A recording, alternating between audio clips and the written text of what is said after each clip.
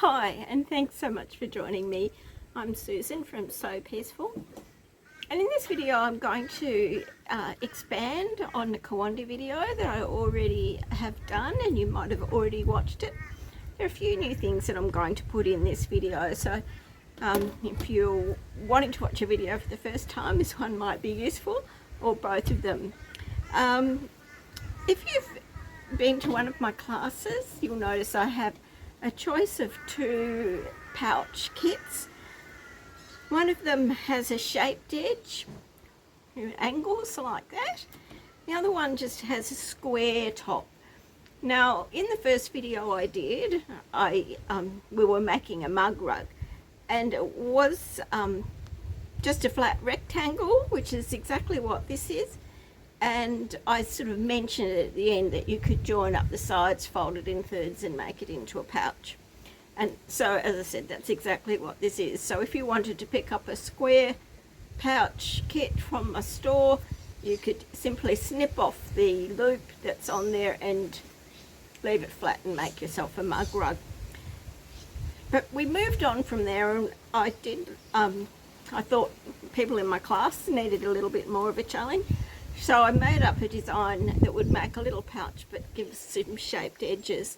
And you know, you could use the shaped edges on anything. I've got an example there that I made up with a table runner with 4 corners that were shaped in that way.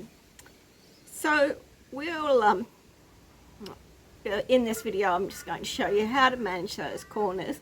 But I've also got a fantastic tip that I learned from one of our craft fairs about folding your fabric. So I'll get my things together and we'll get started on that.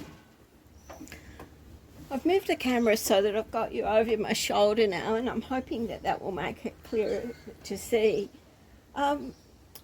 Before I start, I just want to say, because I'm very conscious of cultural appropriation, so I want to make it clear that this technique belongs to the city people who are in southern India. Their roots were originally in Africa, and they do absolutely stunning, women do stunningly beautiful work. If you ever have a chance to look up on the internet or to visit India, you'll see amazing things. So for the purpose of this video, I'm just showing you some of the techniques that I've adopted, because I simply love to do slow stitching, the running stitch, and create something with it. I hope that you find it helpful, and yeah, like me, can just enjoy the process without trying to be authentic. So first thing, just to clarify, and you might be familiar with borrow, and I know I've said this before, and you'll find I'll repeat myself a few times, probably say things that you've already heard. But borrow is all raw edges.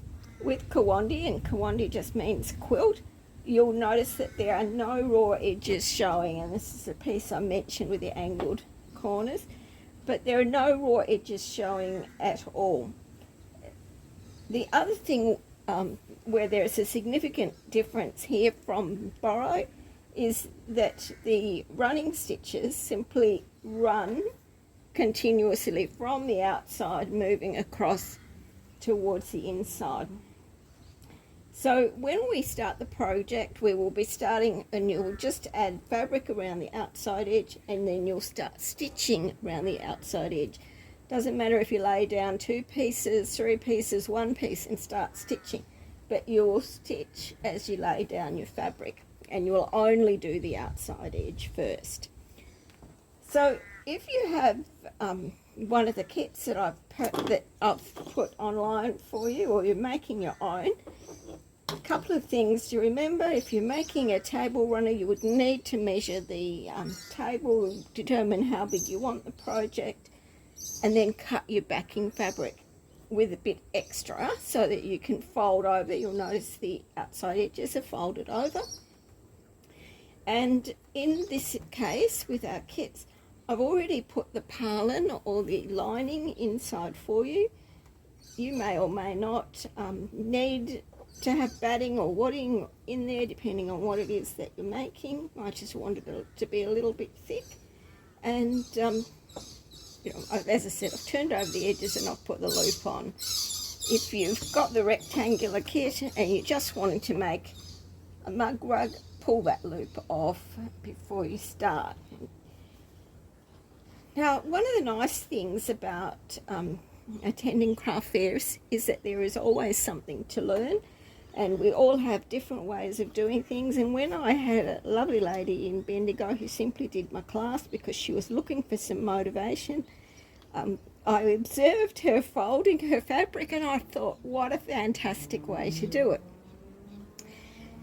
So what we're going to do, and because I'm right-handed, I will start on this corner and work this way round. Now, we probably all have different ways, and it may not even matter which hand we use to stitch with. Some people might prefer to stitch around that way, and that's perfectly fine.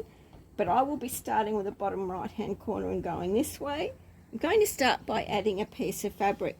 Now, if you've already watched my other video, you'll notice I will say just turn over the side and turn over the bottom and pop it on the corner like that. So you've got your corners lined up and your outside seam allowances turned under. Okay, now, as I said, this well, she motivated me in the end, lady I met in Bendigo last year. I did something that really caught my eye. So what she did was turned under the side edge like that and popped this piece of fabric under that seam allowance so it's still sitting lined up with the bottom one. Bring it up into the corner and then fold it up this way. And I hope that you've seen what I've done there. So folding the side edge, putting it under the seam allowance that's there, and then bringing it up. So what I've done is actually enclosed that seam allowance. So I've got no little bits that might stick out on the corner here. It's all tucked in, and I'm going to put a pin in there. And again, traditionally you certainly wouldn't, well, I doubt very much. I've not been to India, so I don't know. But you certainly wouldn't see pins. But that's what I'm going to pop in there. I'm trying to keep everything weighed down today. We're in Brisbane and we've got a cyclone off the coast. I've heard today it's not likely to hit us for another 2 days. But just needing to make sure everything's kept anchored down, because every now and again there is a gust of wind. So I'll grab my next piece of fabric then. Now with our fabric, they're cut in different sizes. There'll be rectangles, there'll be squares, there'll be long ones, there'll be short ones. And that's the whole idea, because when you're finished, you will have very much a scrappy look. Some will be taller, some will be shorter. And that's what we're looking for. So with this piece, once again, I'm going to fold that side edge. Now you're looking for a quarter, I'd say probably a ½ an inch, a good 1/4 to a ½ an inch seam allowance. And I do find the roller presser a very handy tool to use. And I'm going to fold the side edge first, and then I will use my presser to fold the bottom. But I'm going to tuck this piece underneath the first one and then fold it up. And once again, I've enclosed any little folds that you might have seen. Like I said, I could have put this on top like that, and then I've run the risk of making this one stick out. But if I propped that under there like that and then folded it up, everything's nice and neatly enclosed. Now, I've been sewing for a long time, way too long, longer than I can think. But it's funny how things that just seem so obvious, sometimes we don't think of them, and there's certainly no harm in that. And you might be thinking there, sitting, oh, I don't know why she didn't do that in the first place. It might be so obvious to you, but it was something that I learnt, as I said, just last year, and it's to me, it's just made a huge difference in keeping those edges nice and neat without having to worry about tucking things in underneath. So if you didn't know that already, I hope that's helpful. I'm going to start now by getting my thread ready, and look, I generally pull it from my fingertip to my shoulder, and simply because I like to have a little bit extra thread. Like most people, I don't like, rethreading the needle and changing the thread. In our kits, you'll find DMC thread, and I've given you a Hugs and Kisses stitchery needle, which is a size 7 crewel needle. It will take 2 strands quite well, so pull 2 strands while you're holding your thread there. Pull your 2 strands out, lay them side by side, and thread your needle. If you've done any sashiko or borrow work in the past, you've probably already got a good range of needles and threads that you can use this for this work. It's a great way to use up any pieces that you've got laying around. All of our kits, I've used coordinating fabrics in them, so you don't have to think too much about that. This one is the Tilda Creating Memories Spring Collection. So what I'm going to do is put my needle up through there about 1/4 of an inch from this edge, and roughly 1/8 of an inch from the outside edge, and my needle will come up so that my knot is underneath the fold, and I'll clip off my tail so I don't have to worry about it poking out later on. And I'm going to just stitch with a running stitch, as I said, about 1/8 of an inch away from that outside edge.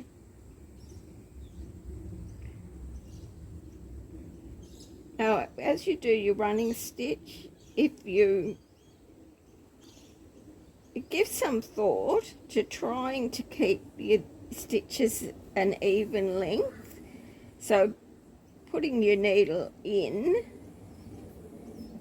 and out a similar length of distance as you go. They don't need to be short or long or anything like that, but the more stitches that you fit on your needle as you're stitching, you'll find that the straighter your stitches will be.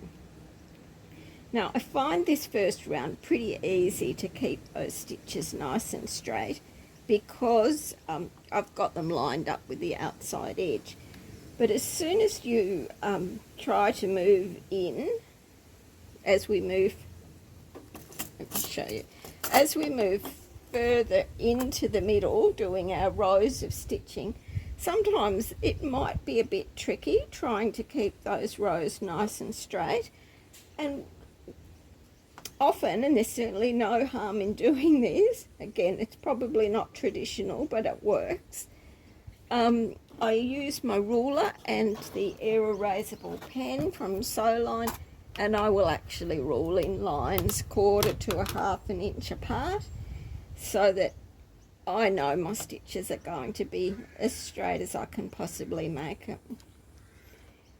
So as I said, with that fold, I don't have the little corners poking out. If you've watched the other video, you'll notice that I've said make sure you tuck those little tails in as you go. But in this case now, because I've folded that fabric differently, you won't have those little tails to put in.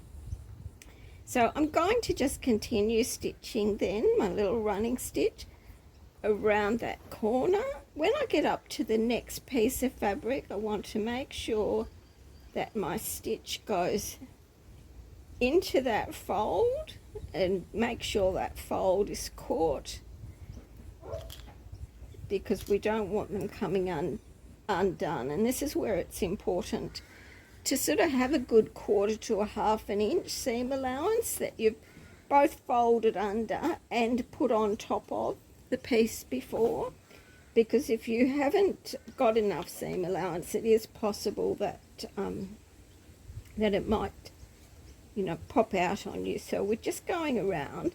When I get to approximately 1/2 inch before the end of that next piece, that's when I'm going to find another piece of fabric. Now, as you go, just make sure that you keep your work nice and flat. You don't want it gathering up too much.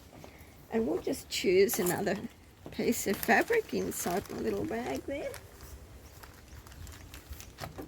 I did wake up this morning expecting lots of wind and rain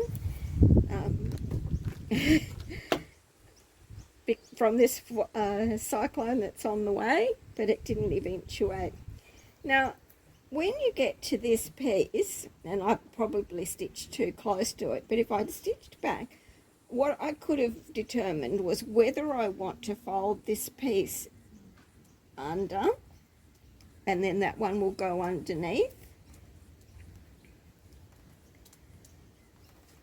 like that. So in that case, I would only need to keep the raw, the outside edge folded, and this one would go over there. It's completely up to you whether your fabric goes underneath or on top. Sometimes if I've got a smaller piece, I'll put it on top. If I've got a piece that I particularly like, I would put it on top. If I'd kept my thread, and in fact I think what I'll do is back a little stitch. If I'd kept my thread back here, it would have given me the option, and that's what I'm going to do. Because I'm going to put that yellow piece under the pink one, I'm going to fold the side edge of my pink piece. Remember, in just the same way we folded the side edge first. So folding the side edge, and then this one, this yellow one, is going to tuck inside like that.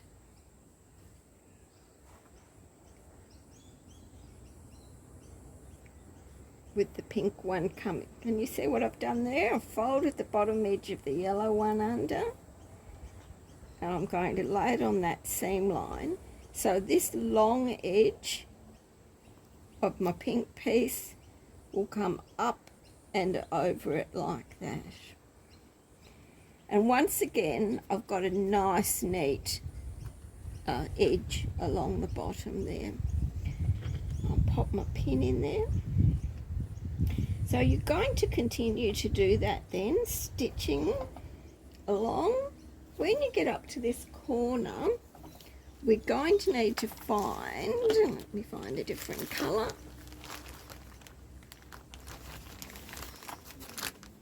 A piece.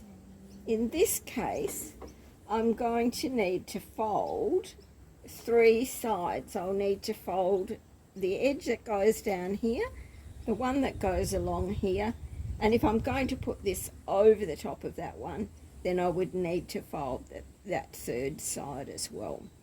So I'll just give those edges, the side edges, I'll press those.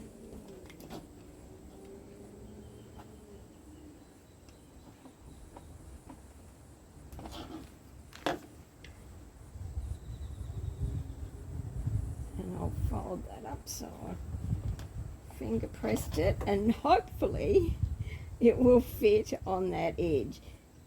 It looks like I'm going to need to be a little bit less generous if I want it to stretch, but you get the idea. If that piece is just not big enough to make sure I've covered all my seam allowances, then I just will need to pick a different piece. I should be able to get away with that. I'll pin that one in place,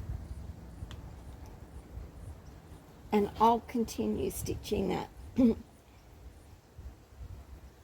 Now when I get round here, what you'll notice, and this is what I was sorry, what I was talking about before, I've got this edges sitting over top of each other. So this one, it will, if you don't poke it in, it has a habit to want to stick out. So what I can do with this side edge, if I fold that over last, I can tuck it under that seam allowance there. Now it does take a little bit more fiddling, so just be patient, but you will find that it will get in there and it will be nice and neat on that corner for you. So just something to think about. As I said, don't get too, fussed, but it is important that you keep your corners aligned, whichever method you use, where you're just sitting them one on top of the other or folding them in like that. They do need to match up on the corners. I'll continue to stitch around there then, and when I get up to this point, we'll show you how to deal with that corner. I've finished stitching up to that first angled corner then, and I took the opportunity while I had it to tie off the thread that I was using, because I was almost coming to the end, and I've made sure I've tied it off and put my knot in between the layers there. Because we've got our lining fabric already on here, we want to avoid tying it off on the back, otherwise you'll have all those knots through there. But if we tie it off between the layers wherever we can, we won't see our knots. So with this piece of fabric coming up to the corner, I've made sure I've gone over that corner. The piece that you put on there last needs to come at least up to that angled corner so that you've got room to do things with it. By having one that goes over gives me a few extra choices. The way I found most easy to deal with this angled corner, and again you might find another way that's easier, and if you've got a kid, these are the steps that you'll find in the pattern booklet I photographed for you. The piece that I take next, I start with this long angled edge here, and which is a little bit different to the other technique that I've been showing you of folding the side edges first, but this is a way that I've found most easy. So I start by folding the bottom edge and lining that up along there, and then I start by folding this corner so that it's in line with that edge and the bottom edge. So it's coming down this side first and then along the bottom. And as I said, because I've left that blue piece long, I've got a couple of choices there. I could fold that one over the top and make a straight edge there, or I could snip that off, because I don't want all that fabric to be tucked underneath. The more fabric you have tucked underneath, the harder it will be to stitch through the layers later on. And that's what I'm going to do. I'm going to trim that one back so it's just in line with the corner, but I've got enough for a seam allowance that will go. So with my angled edge lined up, this one will go across the bottom like that over the top, and then I'm going to fold up this side.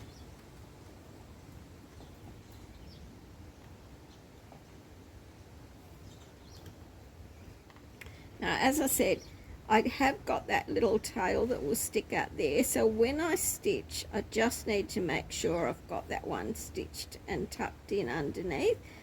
I could, in fact, go back and refold those pieces, which is something I might do. So now I've got the shape, I can refold the pieces so that they'll fit in order and those sides will tuck underneath. So let's have a look at that. If I press them so that they're folded into a position that I want to keep them in, this one would need to go under there first. No, this one won't. That one will fold first, and then that one will go up there like that, but it needs to be on that angle. And then we're going along the bottom first. So as long as you've got, you know, worked it out first, and you put your creases in there, you can see where you want them to go. Now, I will need to do that on each one of those corners. And as I do, I want you to have a think about, and again, this is sort of one of those pedantic things that you might think about when you do a few more. But whichever way you shape your corners, think about trying to get some consistency. So this side, you know, the folds are basically in the same places and they're going in the same direction. Again, it's not important, but it will help to keep some consistency. Just something else to think about if you want to challenge yourself a little bit more. So I'm going to continue then to stitch around that piece with my knot up inside. My fold. Making sure, yet again, that, and I'll clip off my tail so that I don't have to worry about that sticking out later. But making sure that I've stitched down through the folds so that that's not going to come out anytime soon, or hopefully not at all. I had a situation here. I was doing a video a couple of weeks ago now, and it was a bit windy, and several days later I came outside to find one of my samples was blowing around the lawn. And it was interesting because it was using the water-soluble fusible applique paper, and of course because we'd had a bit of rain in between, my sample was now considerably flatter than when I first started with it. But hopefully I've got nothing left blowing around today, or could end up anywhere once that cyclone hits us in a couple of days. So just continuing along there, and then this next one, when we get to this next corner, we'll have a think about that as well, which way we're going to go with it.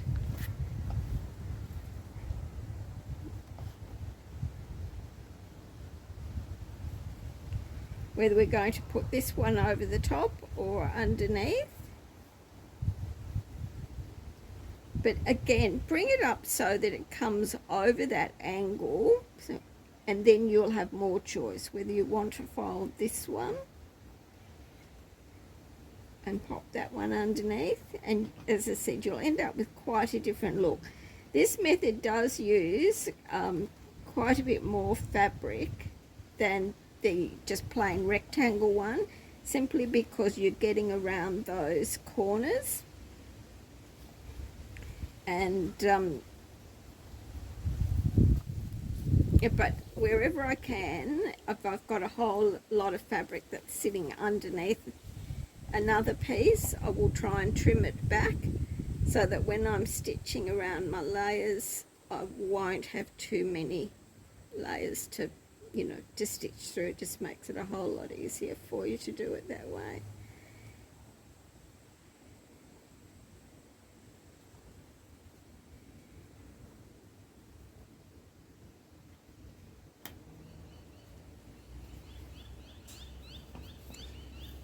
So with this piece,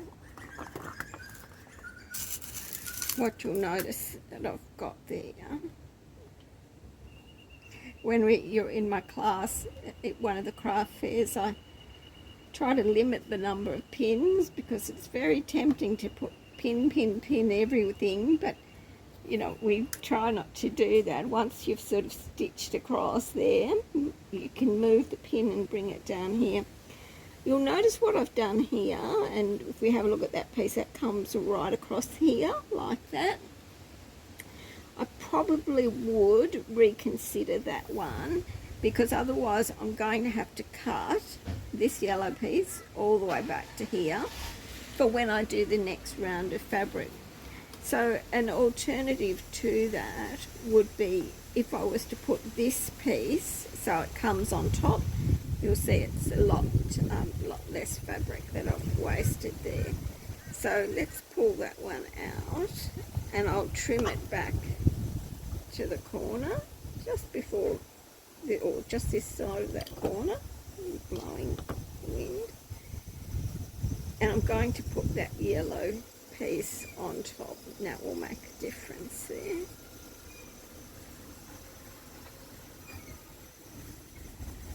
One of the nice things about doing this when you've got a bit more time is that you know, you can play with things and see how they're going to work. Sometimes in our classes, because we're a bit pressed for time, it you know, can take a little bit longer. People tend to be a bit rushed when, you know, if we had the time to take to work things through, it no, it makes it a lot easier for you.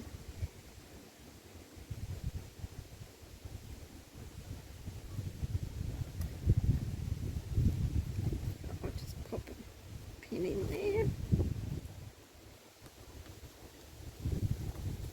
And you'll see what I've done then by simply folding it that other way.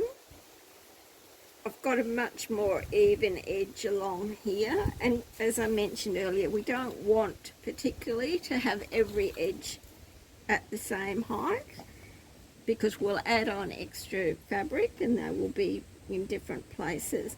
But by doing that here, it will just make it a bit easier for me to add fabrics going around that shape later on.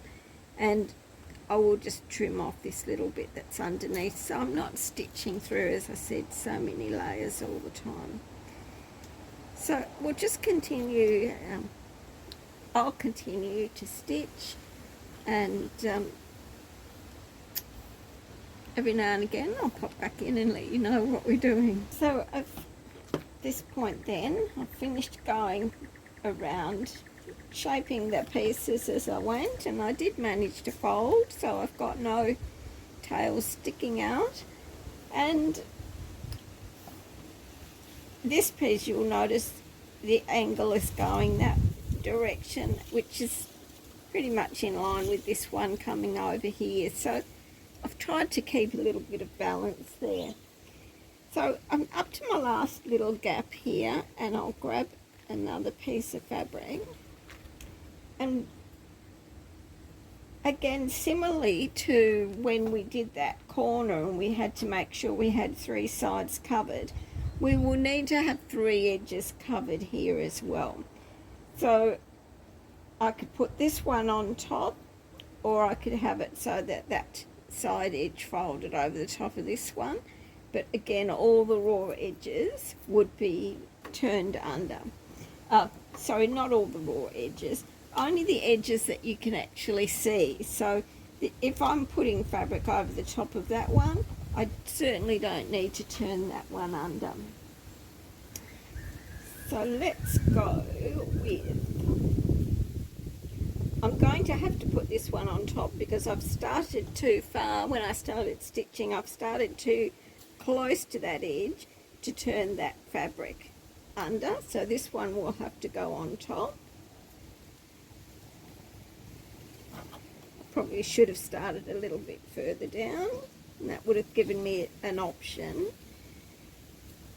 And I think because this is a pretty floral fabric, I'm going to put this on top. Some pins in there.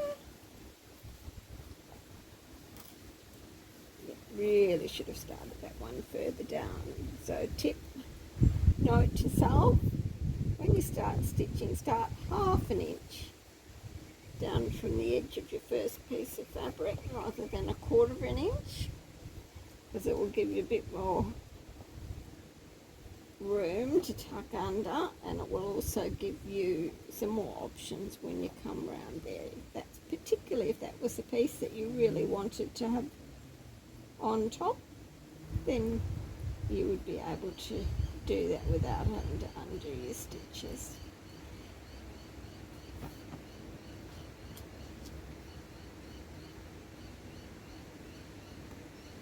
Certainly don't know how people manage this without pins, but we're used to pins, I suppose, and that's why it, you know, we sort of can't imagine it. Okay, so from this point then, I'm just going to stitch down to where I started from initially. Still nice and close to the edge, so making sure all those seam allowances stay tucked in.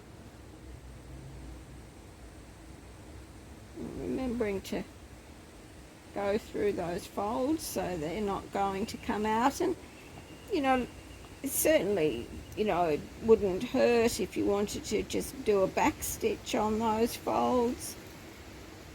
I tend to do it if I'm particularly worried that I might not have quite enough seam allowance in there, but you know, otherwise, as long as you're going through them, that's good.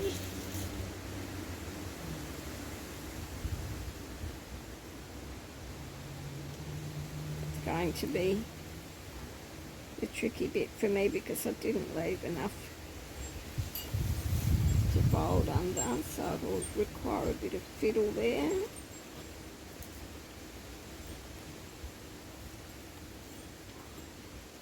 I do find this is much easier to do on a flat table. It's something that I've tried to do because we travel so much. It's something I've tried to do in the car, and if I do that, I generally have you know, a board or something that I would rest it on.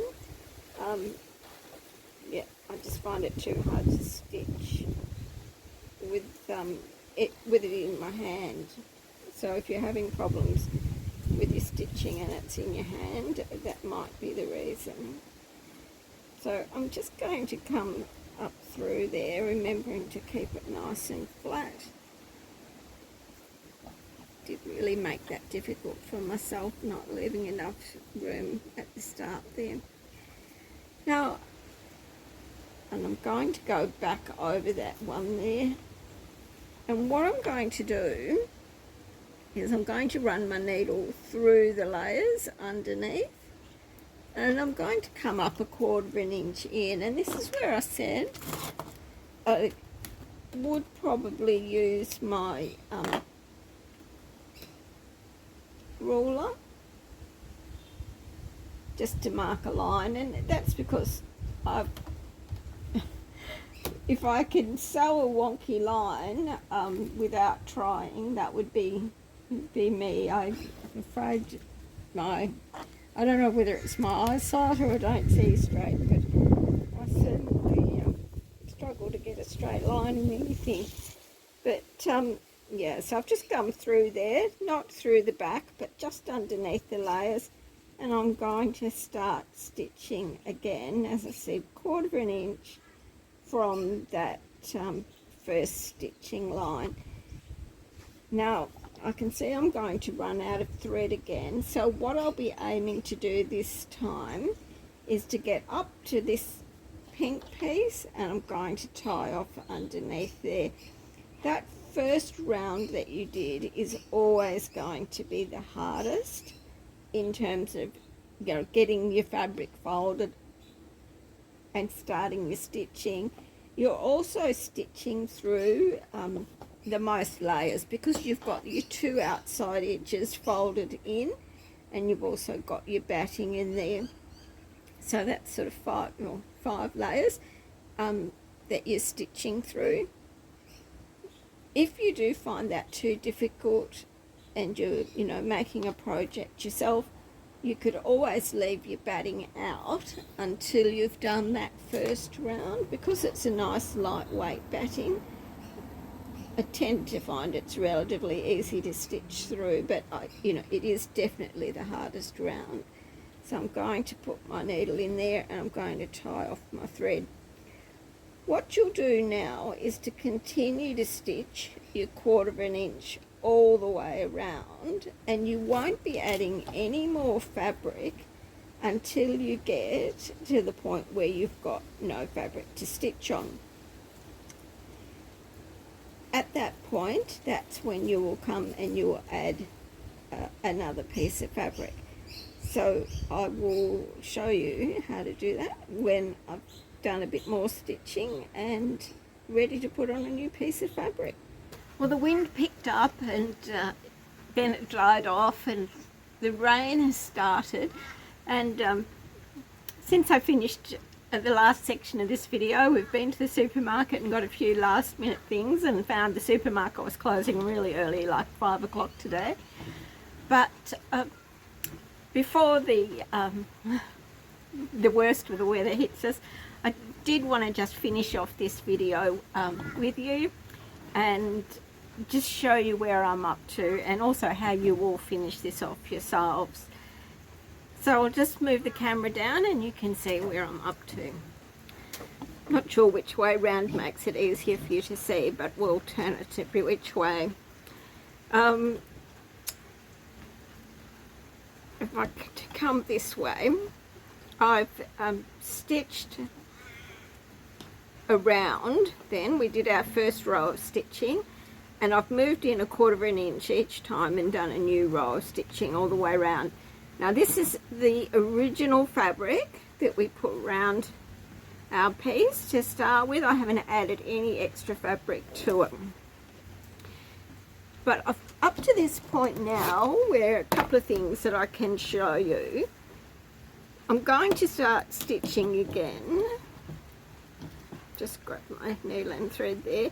But I'm going to move over from here another 1/4 inch.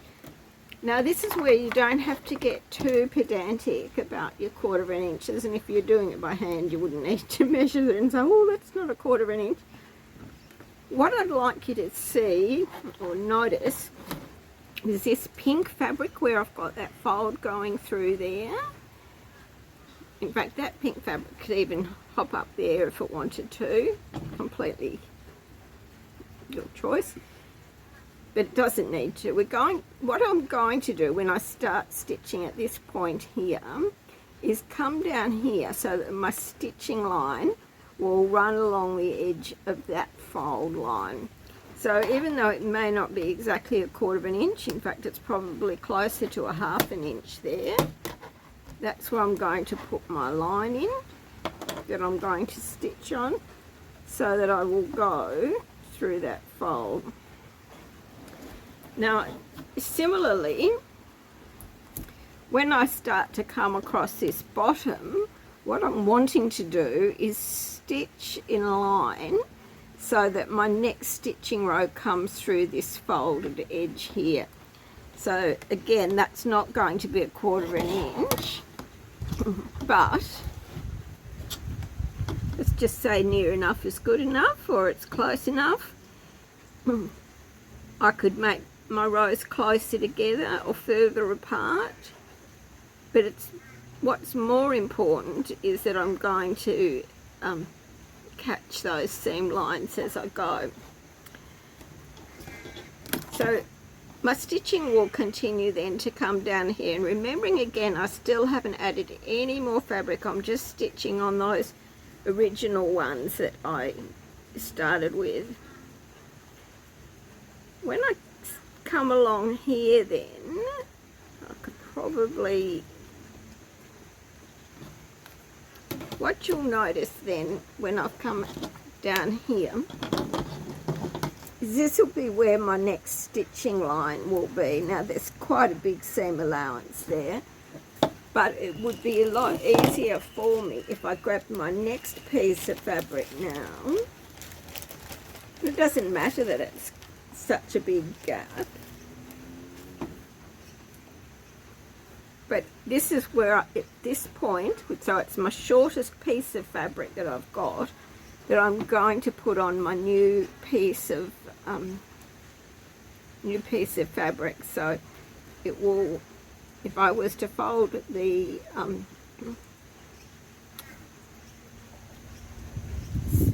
fold the seam allowance. Oops, and there's the wind. Now what I'd like to do is to make sure that this tail is tucked in underneath that. So if I'm going to do that, I need to fold the bottom edge up first and then wrap this side edge underneath. Now if you have a look there, what you'll notice then is that that ends up, I've got a little gap there.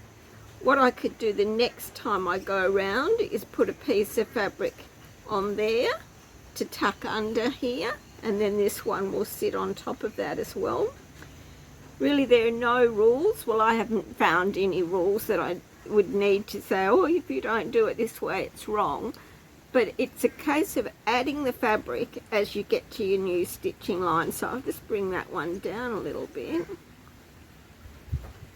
so that when I start to stitch along that line, my stitches will run straight through the folded edge, and that will secure it.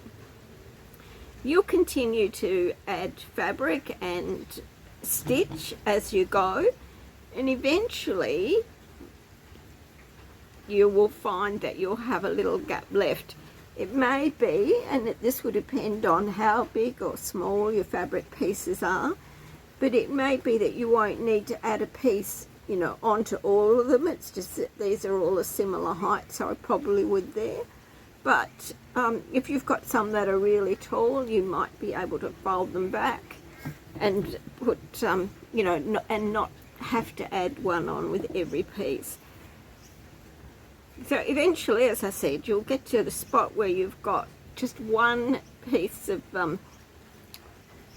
purlin or your inside showing, and at that point you will need to add a piece of fabric, and it's a bit hard to tell on this one, but it's possible that I ended up with two such little holes, because this piece of fabric I can see has got all four edges folded over, and this one does too. So it's possible that both those were the last pieces of fabric that I added. Once you've got all your pieces of fabric on, then you'll simply fold up your pouch, and just with a little ladder stitch, which is an invisible stitch, you're just going from one side to the other. So if you started on this side, you would stitch across just like the rungs of a ladder, run your needle down the channel and just come across. I have seen that done where people just go backwards and forwards, and then might do half a dozen stitches and then pull their needle all the way through. I tend to pull my needle through after each stitch, but personal preference really, but it's called a ladder stitch.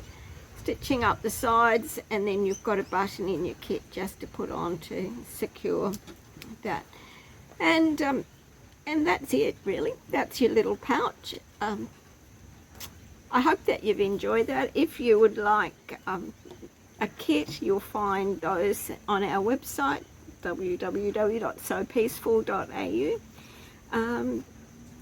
Otherwise, send me a message if you've got any questions. Thanks again for joining me on this video, and while I await this cyclone, funnily enough I can actually see some blue sky up there, but yeah, we'll continue to do some stitching and pull out the candles, and at least with the hand stitching you don't need to worry if the power's off and you've got no electricity to run your sewing machine.